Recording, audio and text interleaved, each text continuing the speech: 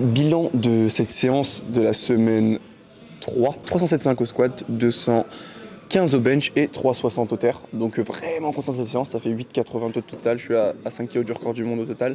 Je suis 1,5 kg je crois au-dessus du record du monde au bench et sur le record du monde, exactement le record du monde au terre. Donc évidemment tout ça ça vaut rien parce que c'est des perfs en salle, hein, mais pour moi c'est pour avoir un petit peu, pour me situer par rapport à ce que je dois faire et ce que je dois valoir en fait, pour être compétitif.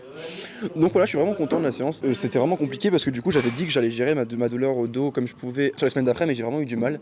J'ai vraiment eu du mal et du coup je me suis retrouvé avec la même douleur et c'était un petit peu gênant au squat notamment. Donc c'est pour ça que le squat a pas trop bougé au fur et à mesure du bloc et que je suis resté à 307,5. Ce qui est un peu chiant parce que du coup ça aurait pu faire vraiment grossir mon total, mais en même temps bah voilà, c'est un peu comme ça que ça fonctionne, hein. On ne peut pas toujours être à 100% et toujours progresser sur tous les mouvements.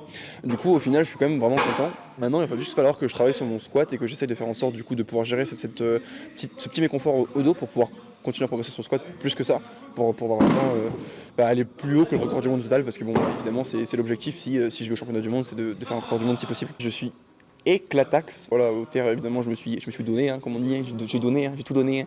Et là j'ai plus rien, je suis vraiment fatigué et du coup ce que je vais faire c'est que je vais faire plus ou moins 2 semaines de deload en fait. Je vais faire donc là c'est de la fin de la semaine vraiment low stress, presque un deload en fait, donc au final ça fera 6 jours au lieu de 7 puisqu'on est lundi. Et la semaine d'après, je vais la faire aussi vraiment basse en stress pour faire en sorte que mon dos aille bien pour le début du prochain bloc où je vais devoir être à 100% si je veux passer au-dessus des perfs qui sont nécessaires pour faire des records du monde. Donc voilà le bilan de cette semaine. Comme j'ai dit, vraiment content de la séance et maintenant place à un petit peu de repos pour pouvoir continuer à pousser tout ça juste après pour le prochain bloc.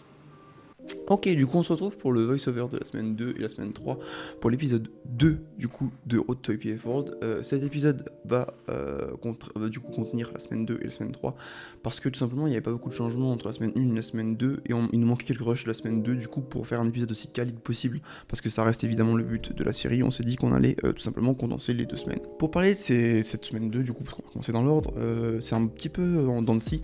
Parce que du coup, le squat 300, je fais moins 10 par rapport à la semaine 1. J'avais entamé aussi une période de perte de poids pendant ce bloc, ce qui fait que forcément mon squat se sent un petit peu moins bien en général quand je perds du poids.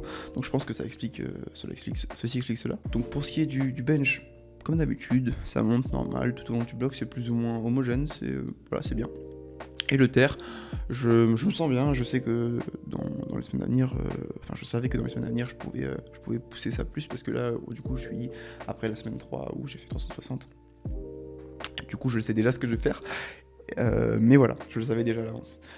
Donc voilà, cette semaine, pas grand chose à dire, comme j'ai dit, à part le squat qui est sous-performe un peu, mais je peux savoir pourquoi.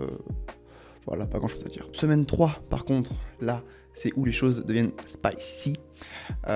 Du coup, 307,5 au squat, donc du coup ça remonte, mais c'est toujours en dessous de la semaine 1, parce que j'avais continué à perdre du poids, et je suis descendu à 108,5, alors que j'ai commencé le bloc à 111, un truc comme ça. Donc voilà.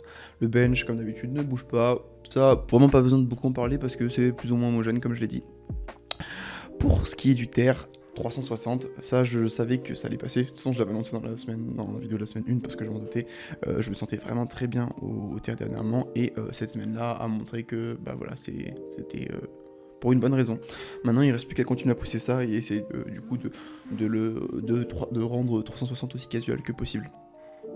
Pour ce qui est d'objectif d'être aussi proche des comptes standards que possible, j'ai toujours bien respecté, toujours de la même manière, sauf les sangles parce que je pouvais pas à cause de mon dos.